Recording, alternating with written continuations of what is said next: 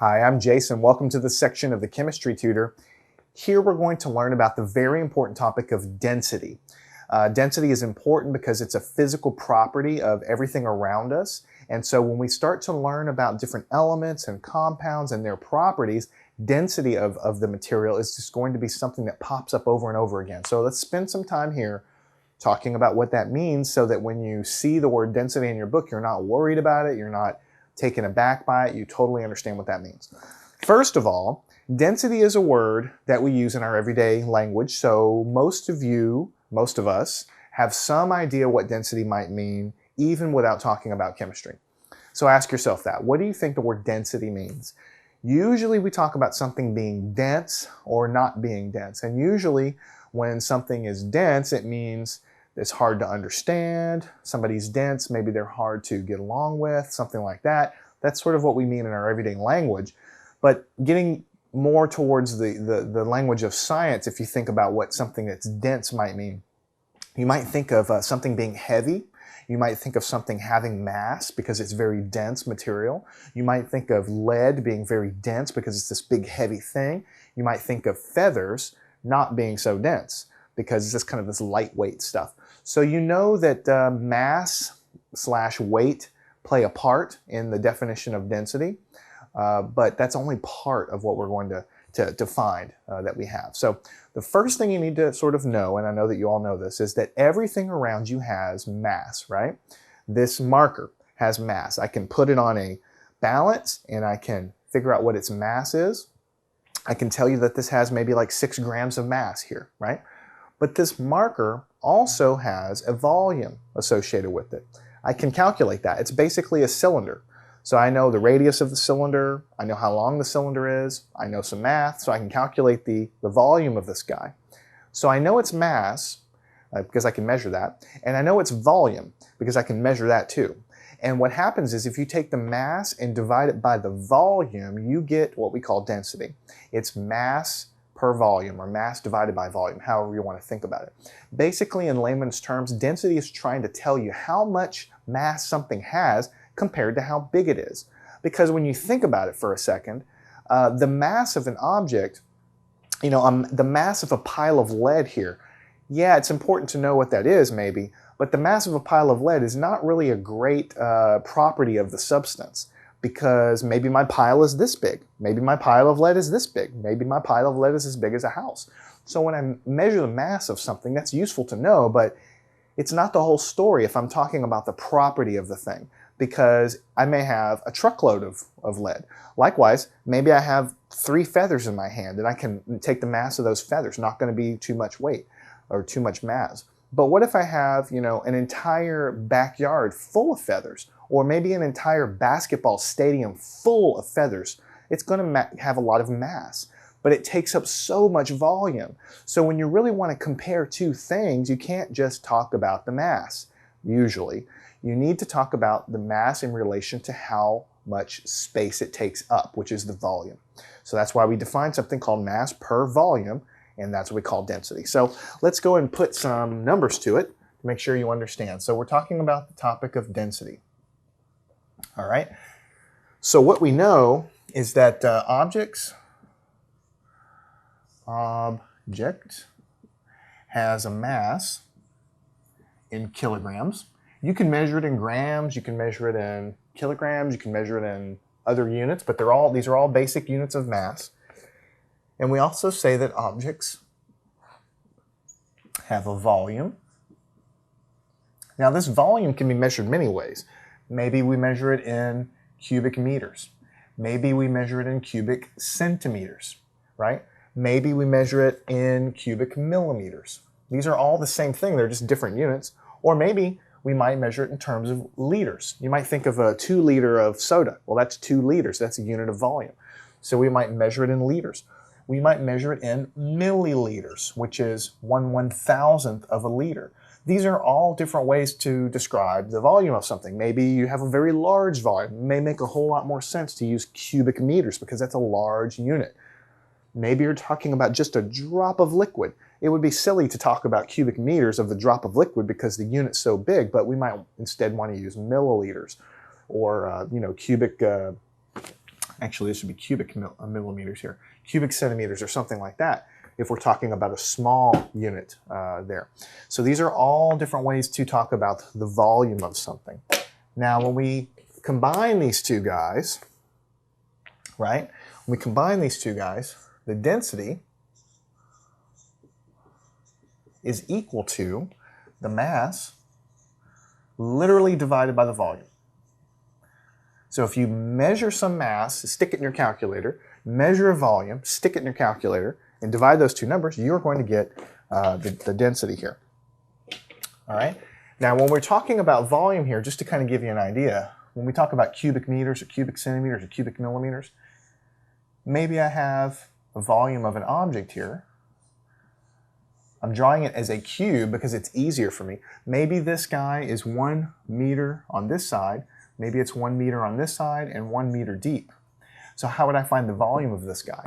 The volume of a cube is the length times the width times the depth, or length times width times height. So 1 times 1 times 1. So this would be 1 cubic meter. So 1 cubic meter literally is a cube, 1 meter on every side. 1 cubic millimeter is a cube of 1 millimeter on every little side. So that's basically what these units mean. So when we take the mass in kilograms or grams or whatever, and we divide by the volume in any of these valid units of volume, then what we're going to end up with is what we're calling density. Now, the units of density, usually we write the density as just a couple of examples. We might measure it in kilograms per cubic meter. Okay. We might measure it in grams per cubic centimeter. We might measure it in grams per milliliter. Now make sure you understand what this means. You need to get in the habit in chemistry. When you see a fraction bar like this with units, it means per. So this is kilograms per cubic meter. Think about what that means. Very, very important. Don't just gloss over things trying to get to the next topic in chemistry. That's a great way to not do well in your class. Make sure you understand everything.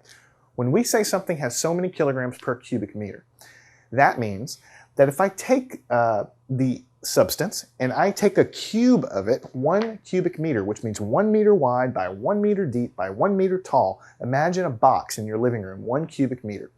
And I fill it up with this object that I'm talking about here.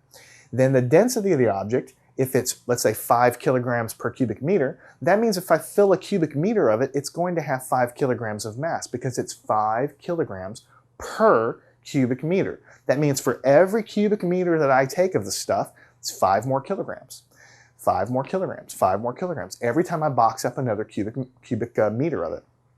If I'm talking about something smaller, it might make a whole lot more sense to talk about grams per cubic centimeter if it's a physically smaller object. So maybe this guy, what do you think? The volume of this? Not really sure. I haven't calculated, but it might be 7 or 8 cubic centimeters. I think I could probably fit 7 or 8 cubic centimeters inside the volume of this marker. This marker might have a mass of 5 or 6 grams. So if it were 5 or 6 grams divided by 5 or 6, whatever it is, cubic centimeters, I would divide those two things and I would get a number. And that would be how many grams per cubic centimeter of this object. That's what it is. If you chop it up into that small little volume, that's how much mass will be in there. And that's why it's useful to compare two objects using the term or using the concept of density, because when you divide them like this, basically you kind of equalize the scale so that it really doesn't matter how much of it you have. You're comparing the same physical volume for the two objects. So when you compare the two guys, it makes a little bit more sense. And we'll do an example here to show you that right now. Let's say I have 1 cubic centimeter of, and also when you see something like centimeters cubed or meters cubed or something like that, when you see this, don't try to say it as centimeters cubed. That doesn't help you too much. Try to say it as cubic centimeter. Then you get in your head the idea that it's really a cube that has 1 centimeter length on each side. Okay, so let's go ahead and do that. Let's say that we have 1 cubic centimeter of each of the following things. Let's say I have cotton, which you know from experience is fluffy and white and really seems to be kind of like something that doesn't have a lot of mass to it. And let's say I have lead, which we know to be something kind of heavier, something that's going to, you know, we use it when we want to weigh something down. Something that's really light, something that's really not so light. But let's say that in both cases I only have 1 cubic centimeter of each of these things. So picture a little cubic centimeter. So a little centimeter, you know, a cube with 1 centimeter length on every side of it, right? And that's how much cotton I have, and that is also how much lead I have. So we say that the density is equal to the mass divided by the volume, you know, for each case. But we know the volume is the same. We know we have 1 cubic centimeter of each thing. So let's say that for the cotton, let's say I know that I have 1 cubic centimeter, all right? But if I'm going to have the same amount of lead and cotton, I know I'm going to have less mass. I could put a number here, but the number really doesn't matter. I'm going to have less mass for that same volume. So over here, I'm going to have exactly the same volume. And so if I have the same volume, I'm going to have more mass. So make sure you understand what I'm doing here. What I'm saying is if I have 1 cubic centimeter, the same volume of cotton, and the same volume of lead, the volume is represented here in the bottom. There's a sort of an implied 1 out here in front because it's 1 cubic centimeter in each case. So if I have 1 cubic centimeter in both cases, then I'm going to have less mass. That's what the M is, less mass when I'm talking about the cotton. I'm going to have, relatively speaking, more mass of the lead. So when you think about it for a second, if you have a lower number here and a higher number here, then what we're saying here is the density of the cotton, right, is less than the density of the lead. Density of the cotton is less than the density of lead, because if you think about it, this might be, you know, let's say 2 grams per cubic centimeter, right? But for the same volume, this might be 50 grams per cubic centimeter because it's going to weigh more. It's going to have more mass for the same exact volume. So when I do the division, I'm going to get this density. It's going to be grams per cubic centimeter. And that number for cotton is going to be less because it's got less mass for the same volume. That number for lead is going to be higher because I've got more mass for the same volume. So the density of cotton is going to be less than the density of lead. And that's what you might see in a book. You might see a table of densities in a big fat book that represents all the substances or something. You might look at it and you might see the density of cotton is 3 grams per cubic centimeter. You might see the density of, you know, gold at, you know, 100 grams per cubic centimeter. I'm making this up, but the heavier objects that we sort of see in everyday life compared to their volume, they're going to have higher densities than the fluffy items like that. Okay, one more thing I'll say, and this is sort of just a tidbit sort of thing that you should keep in mind as we move on. These are all valid ways to describe volume: cubic meter, cubic centimeter, cubic millimeter. We also talk about liters, because you think about your 2-liter bottles of liquid, and milliliters, right? Which is 1/1000th of that. One thing for you to know, just sort of a mathematical equivalence, 1 milliliter happens to be exactly equal to 1 cubic centimeter. So if you see something in grams per cubic centimeter and grams per milliliter, because these volumes are exactly the same, it's just something I want you to remember, because you might see cubic centimeters written somewhere, and you might see milliliters written somewhere. The way the units work out, those are the same thing. 1 cubic centimeter is equal to 1 milliliter. That's something you might want to file away in your head, because as we work with volumes of chemical substances later on, that's going to be really helpful for you. So that is the concept of density. There's really nothing more to it than that. You take the mass of something that you have in the lab that you measure its volume, you divide the two numbers, and you get a number that represents sort of a physical property of that substance.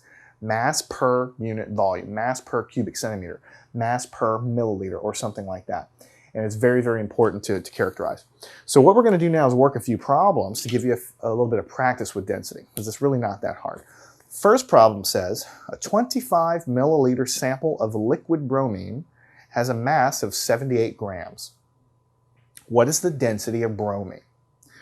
So what we need to do is realize that the density is equal to mass divided by volume. This is one of those equations that you just memorize, but hopefully after talking about it, you'll understand why it's equal to mass divided by volume.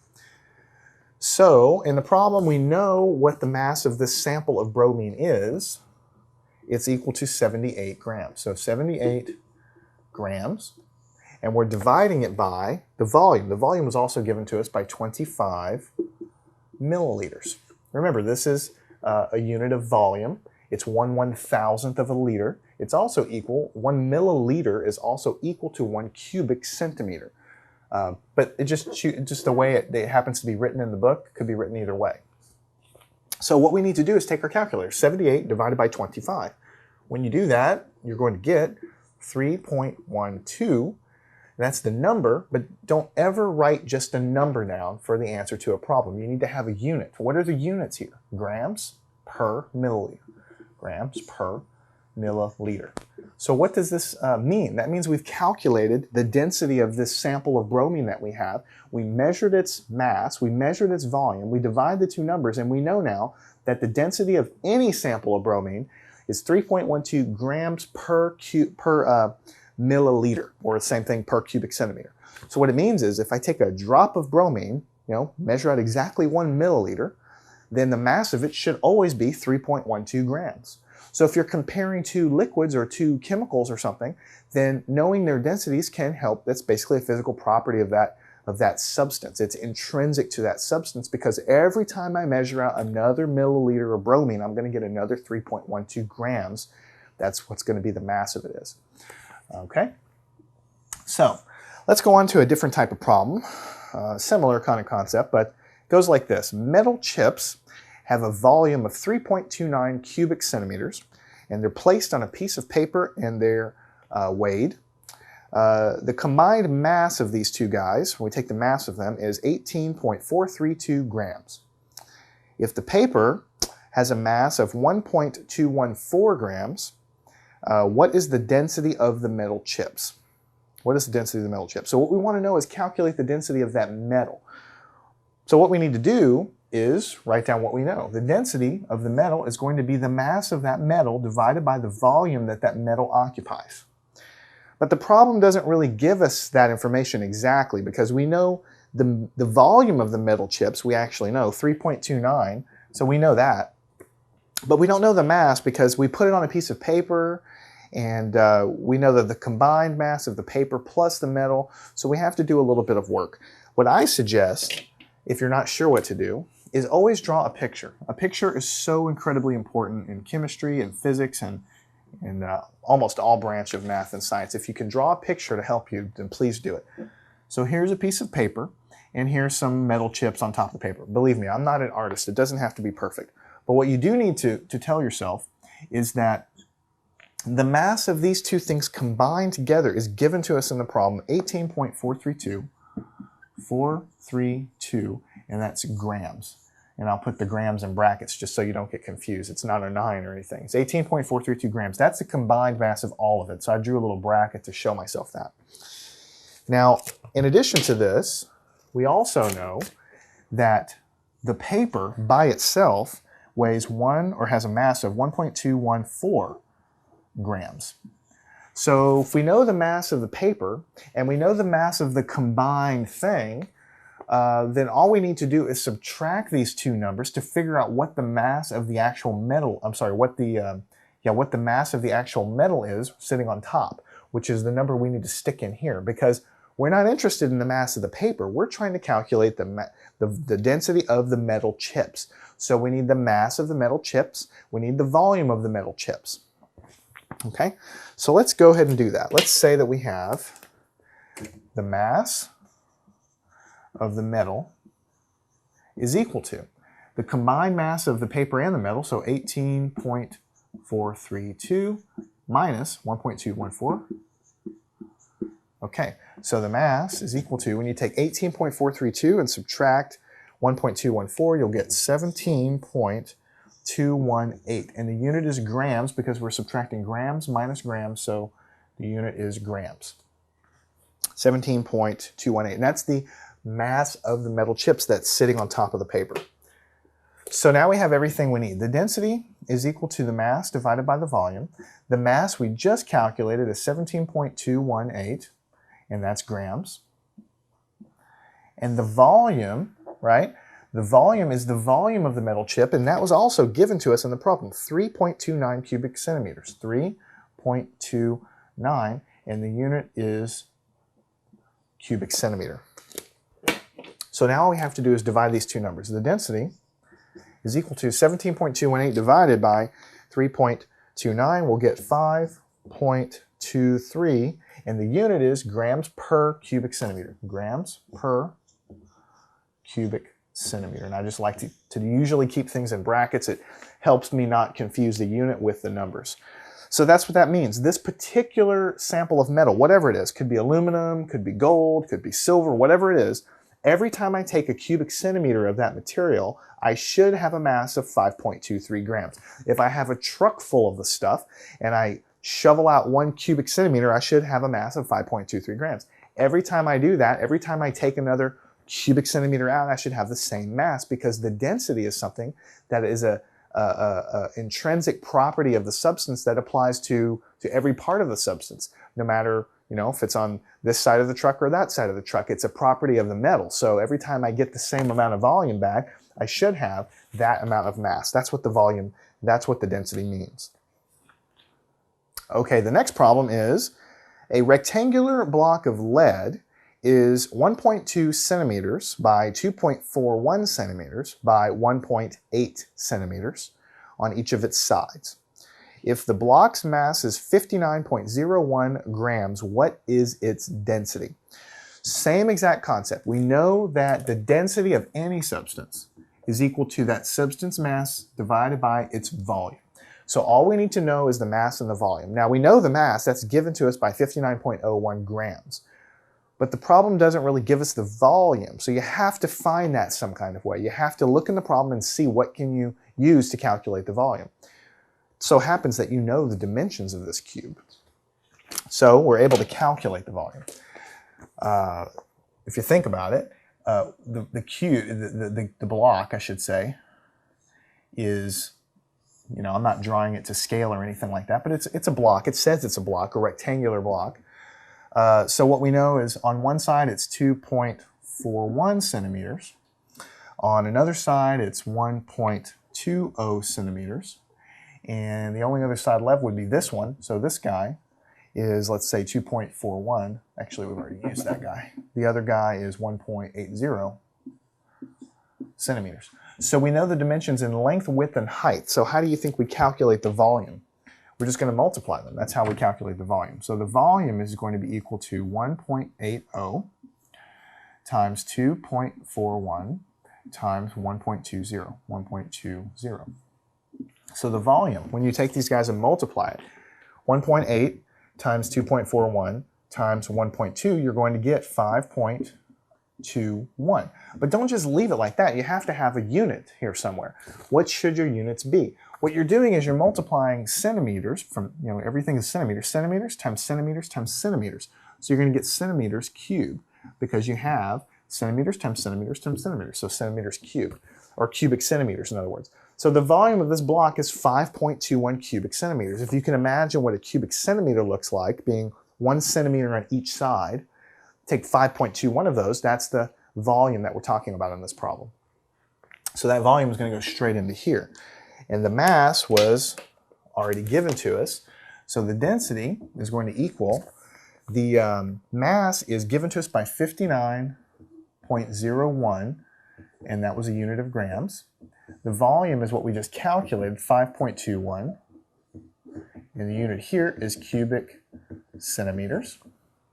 So all we need to do now is divide these two numbers. 59.01 divided by 5.21 is equal to 11.3. And the unit is going to be what? Grams per cubic centimeter. Because grams per cubic centimeter. So we divide the numbers, the unit stays here. So again, this means that if I take a cubic centimeter of this material and put it on top of a balance to measure its mass, I'm going to get 11.3 grams because I have 11.3 grams for every cubic centimeter of that material. So I've tried to emphasize that very clearly, because a lot of students get confused with density. It's something that, you have experience with it in your everyday life, but never to sort of like the mathematical definition like we have here. So I hope that I was able to break it down a little bit, give you a good solid foundation to what density is, because as we go forward talking about different substances and properties and materials, it's really a shame if you don't get chemistry because you don't understand the terminology. It's very important to understand the terminology. And here we've practiced a few problems to teach you what density is, how you might interact with it in your daily life, why it's important, and most of all, how to calculate the proper density when you're given different sets of information. So these kinds of things will definitely help you on your exams and on your homework.